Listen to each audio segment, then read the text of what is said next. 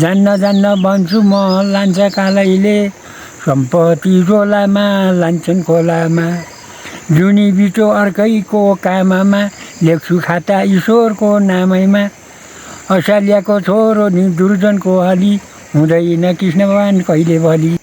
मेरो धनपति गिरी हो। 83 वर्ष लागे अब आउने वैशाखदेखि 84।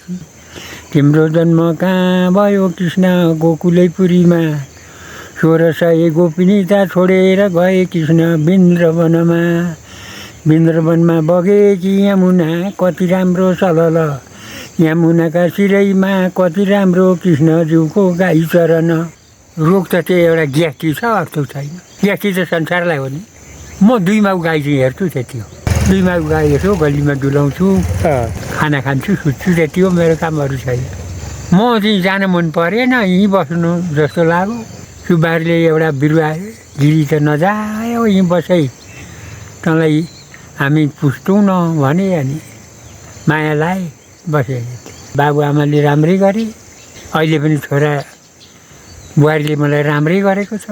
लाउन खान खाँचो छैन, त्यति त पनि चाहिएको। समय त अहिले राम्रो छ। असिनाले लान्थ्यो, 4 वर्ष 5 वर्षमा लगिरहन्थ्यो। अहिले 36 सालदेखि असिनै आएको छैन। राम्रो गर्ने मान्छेलाई राम्रै भन्छु, रिस गर्नेलाई बोलाइँदैन। उसको बाटो खेद्छ, आफ्नो बाटो खेद्नुपर्छ, होइन। मलाई चाहिँ इष्ट धेरै। धन भनेको खाक, इष्ट भनेको लाख हो। भोलि आफ्नो धन छैन भने इष्टले निकालेर पनि आफ्नो काम गरिदिन्छ। इष्ट बिनाको के गर्नु? भगवान् छन् नि, भगवान् छन् र त गरी खाइँदैछ नि। पाप गर्नेलाई पापै भन्छन्, धर्म गर्नेलाई धर्मै भन्छन्। पाप गर्नु हुँदैन। बरु आफ्नो अर्काले खाओस्, अर्काको आफूले खानु नपरोस्। बरु दिनु दुखी राखीलाई। त्यो थुप्रो दान दक्षिणा गुरु पण्डितलाई गर्दा धर्म हुने होइन, लाटा लङ्गडालाई गर्दा चाहिँ धर्म मिल्छ। फटाइ नगर्नु, जाँड रम खाने चिज नखानु, धर्म गर्नु, आफ्नो बाटो लिएर हिँड्नु। खाने मान्छेलाई राम्रो हुँदैन। सूर्य भगवान् राम्रो मानियो भने त्यही हो हाम्रो धर्म। भगवान्ले आफै दिन्छन् नि।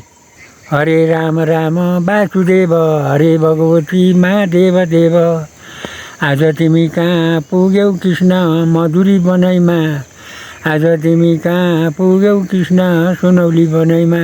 गोकुलमा पुग्दा पनि छैन कृष्ण बाँसुरीको धुन।